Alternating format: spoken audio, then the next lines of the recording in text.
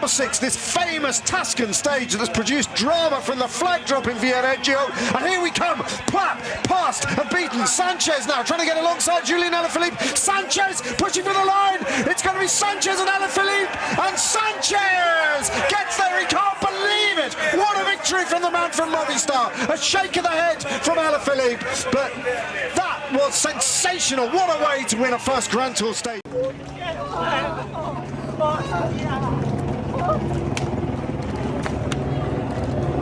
Ahora sí, ahora sí.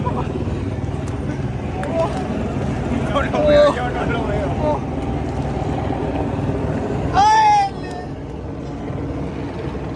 Today, how much is it Strade Bianche today or not at all? No, it's not like Strade Bianche today. It's just yeah, there's one sector, 2 sectors from Strade, but then just on top of that is just another one.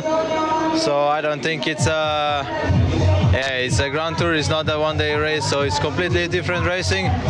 So, but yeah, still it's gonna be fun to watch on the TV.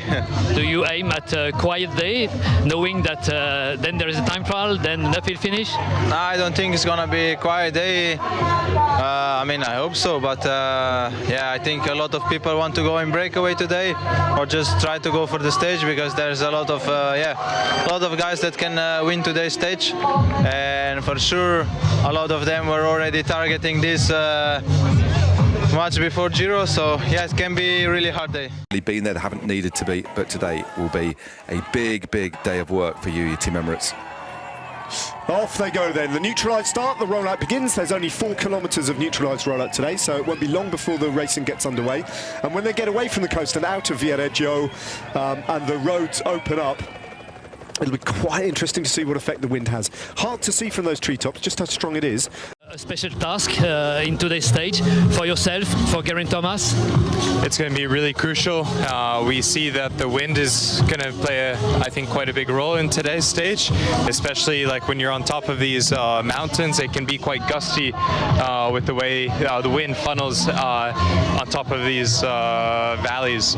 So I think it's going to be really important to stay near the front, control the breakaway, and get into these first gravel sectors in good position in case there's any chaos that happens.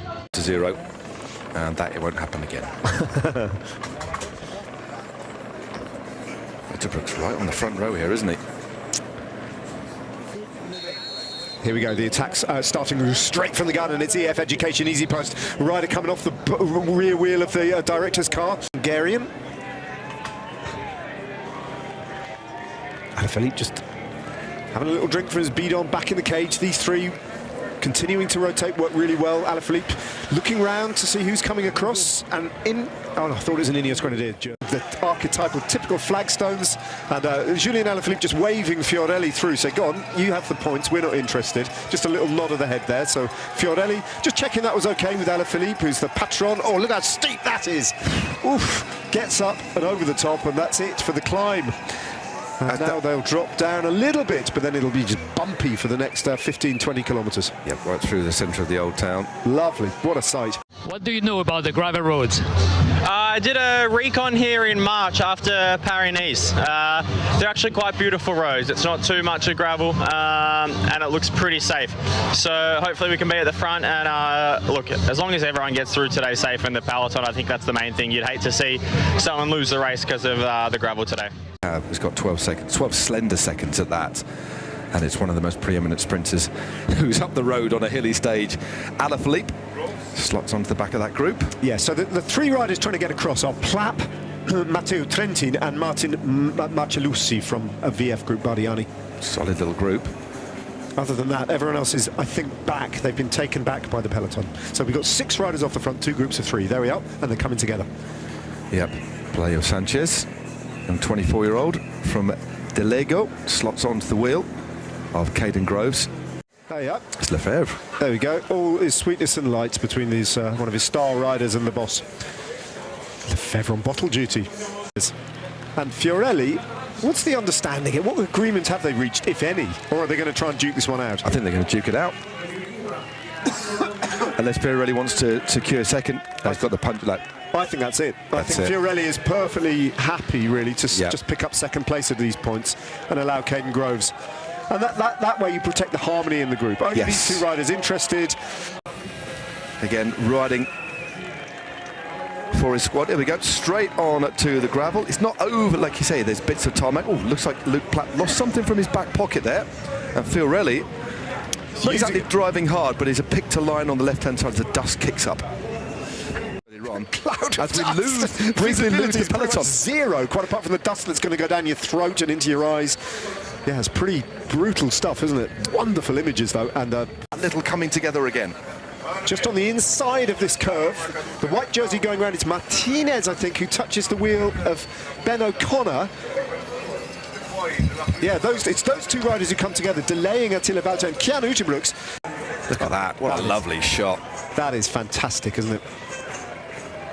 Feast your eyes. Well, that's Siena in the background, isn't it? It is. It's the famous skyline of Siena, the finish line of Strade Bianche. Having a little word or two. Ride together, don't attack, is what it basically said in European. Yeah. And then, well, are we going to ride or not? Well, yeah. We're just getting a bottle. All right, calm down. Okay. Over. He's got Narvaez guarding his rear wheel. He's got Arensman on the front. Ineos Grenadiers have controlled the gravel sectors today. Yeah, it's control, discipline and strength. See the way that he just squeezed again over the top there. A little bit of a gap opened up as well. And the gap being left by Grosshartner. So we've got 3 Ineos Grenadiers and Tadej Pogačar and a little bit of a gap here. Arensman really has turned things around after that disappointing performance. He had his eyes on GC. Oh, what happened? Oh, hit the... completely got that corner wrong. And nearly see the back wheel of Alaphilippe. He did well to hold that handling from Alaphilippe. Stage number 6, this famous Tuscan stage that has produced drama from the flag drop in Viareggio. And here we come. Plapp passed and beaten. Sanchez now trying to get alongside Julian Alaphilippe. Sanchez pushing for the line. It's going to be Sanchez and Alaphilippe. And Sanchez gets there. He can't believe it. What a victory from the man from Movistar. A shake of the head from Alaphilippe. But that was sensational. What a way to win a first Grand Tour stage.